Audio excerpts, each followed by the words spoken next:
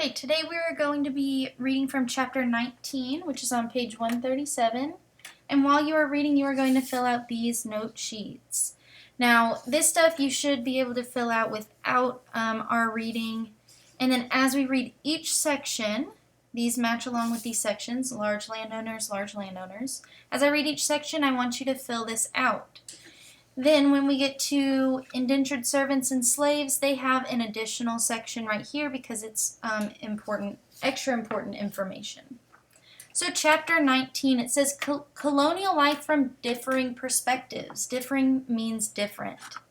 The colonies were made up of groups of people whose lives were different based on their social status or position.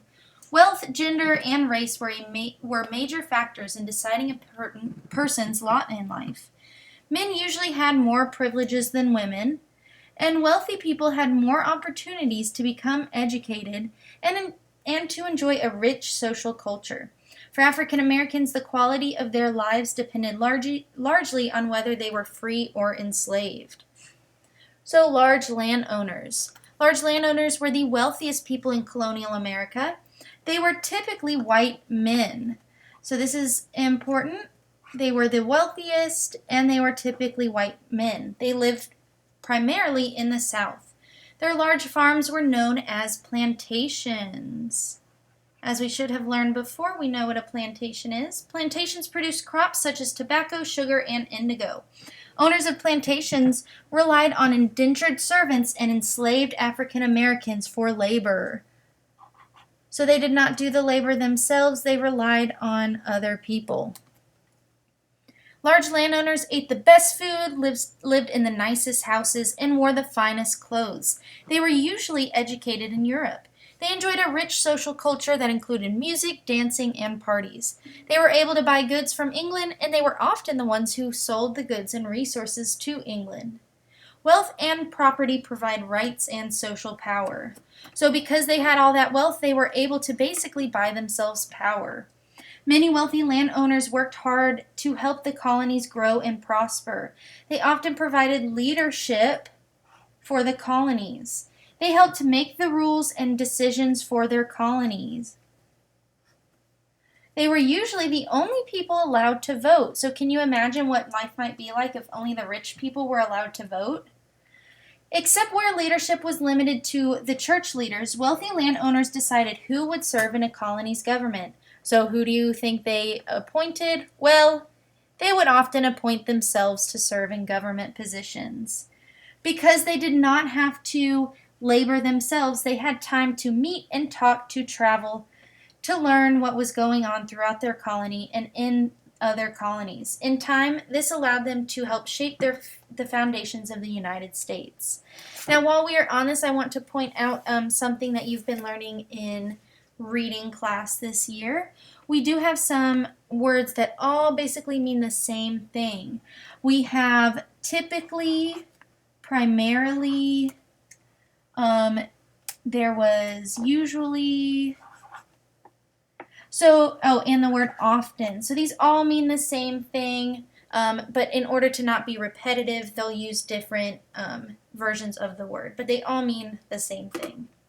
Okay, moving back to social studies, let's go ahead and flip the page. Hopefully you filled out your note sheets on large landowners. And now let's look at the farmers. The farmers worked the land according to the region where they lived. So as you know, some had better soil than others. They were not as wealthy as large landowners. They usually relied on family members for labor. Farmers worked long, hard hours in the fields, planting and harvesting crops. So unlike the large landowners, they actually worked in the fields. They also had to build and repair fences, repair broken equipment, and tend to animals. Men also hunted and fished, chopped wood, built houses and barns, and protected their family. Boys began learning the life of a farmer from an early age by taking on many chores to help their father. Young boys were sometimes able to get a few years of education. Colonial farming families grew the food they ate. They sewed the clothes they wore, and they made their furniture by hand. Sometimes they were self-sufficient, which means providing for one's own needs. What they could not make themselves, they obtained by trading or bartering with other colonists. Sometimes farming families worked together with other families in their colony. Either way, everyone had responsibilities. So they had to do a lot of things on their own. Although they were not wealthy, if they had their own piece of land and food on their table and could practice the religion they wanted, that was often an improvement over the life they had left in Europe. Now let's look what life was like for women in the colonies. Women served in domestic roles such as caretakers, houseworkers, and homemakers. They were expected to cook, clean, and take care of the children. Colonial women also were expected to make soap, candles, clothes, and other household items. When needed, women even worked in the fields alongside their husband.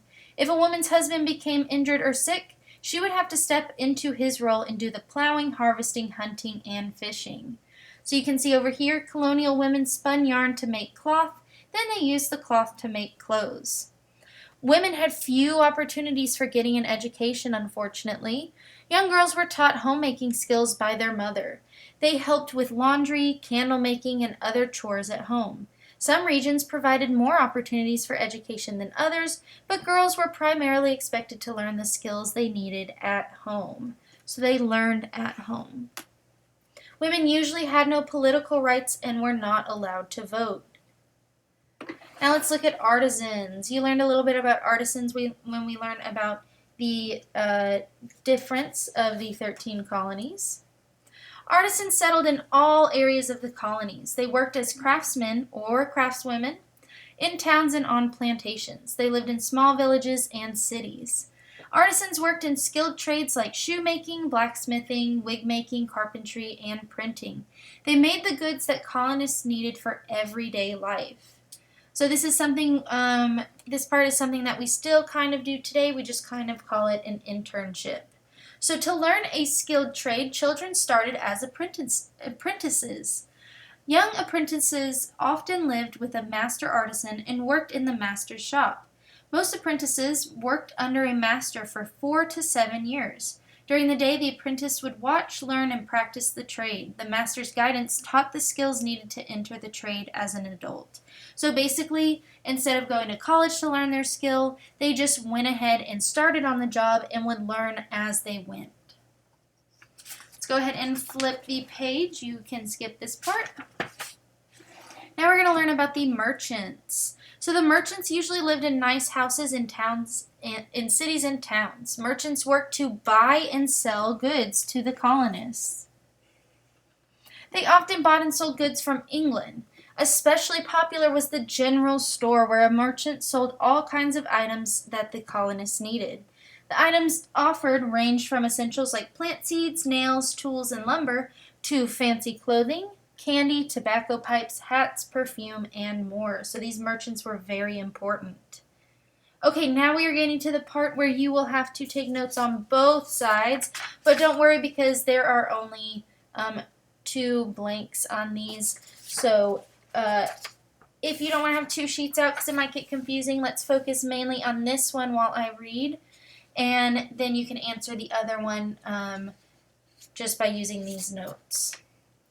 Okay, indentured servants. So as we learned a tiny bit about indentured servants from all the way back in the beginning of this, if we look right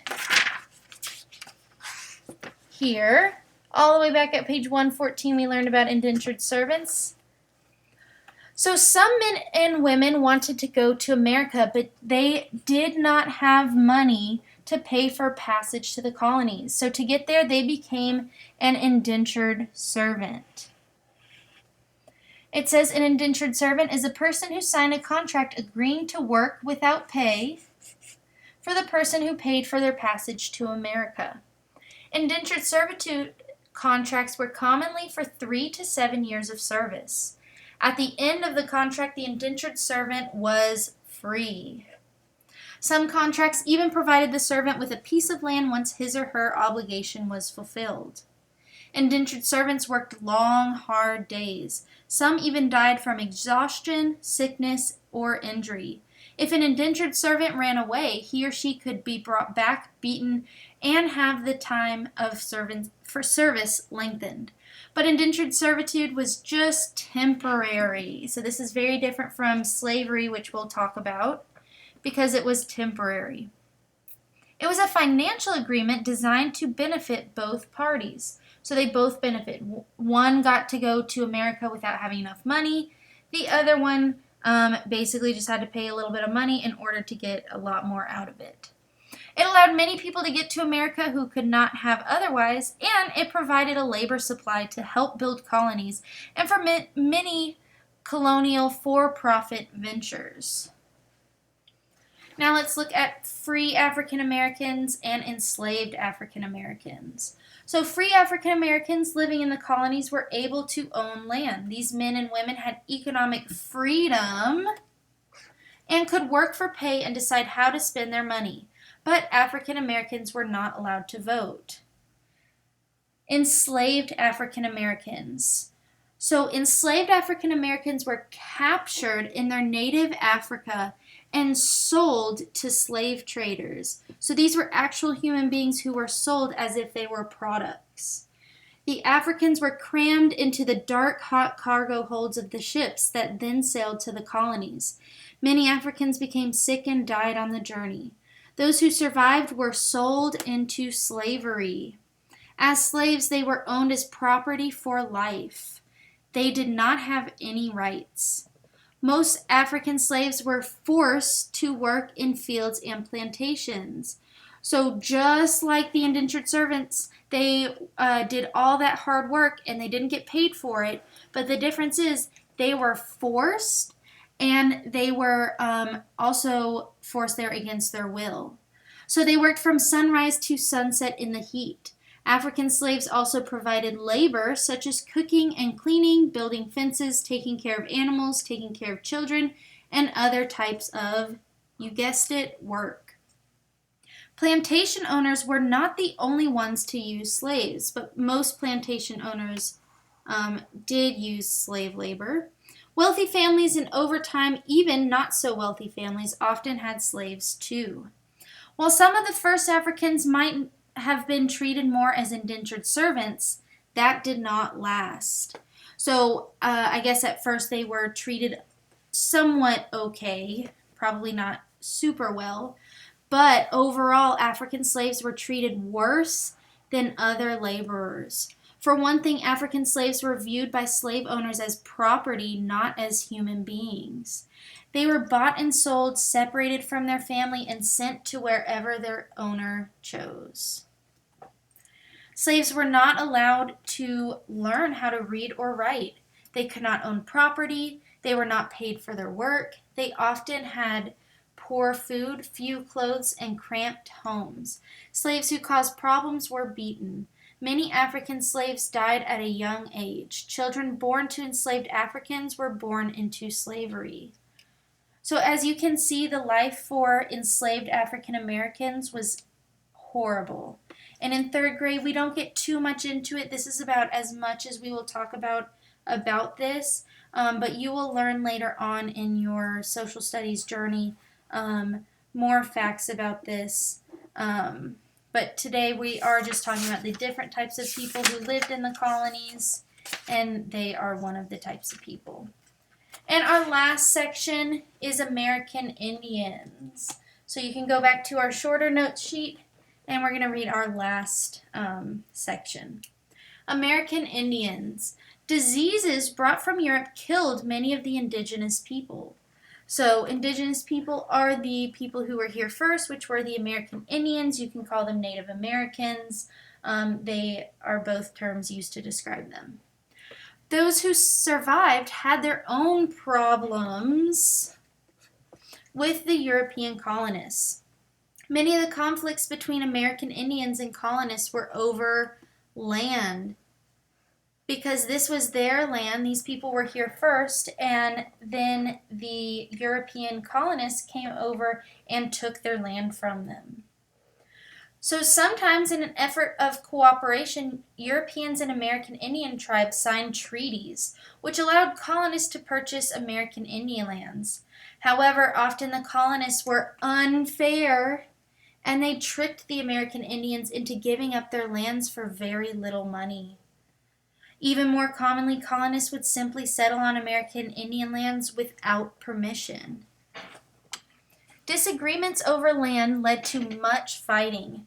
Many colonists and indigenous peoples died in what the Europeans called Indian Wars. Sometimes whole Indian tribes, such as the Pequots, became extinct. Throughout colonial times, many American Indian cultures disappeared along with the people. To try to adapt to their new situation, some American Indian tribes gave up their traditional ways of life and tried to become part of white society. Instead of hunting and fishing for food, they learned to farm for a living. They wore English clothes, spoke the English language, and even practiced Christianity. In the end, most tribes were forced to give up their lands and move west beyond the Appalachian Mountains. So just like what we learned about the enslaved African Americans, this is about as much as we will go into the negative aspects of the Native Americans who lived in there. You will learn more about that later. But in third grade, we try not to focus as much as on the negative stuff. And so these were the type of people who lived in the colonies or around the colonies around this time period.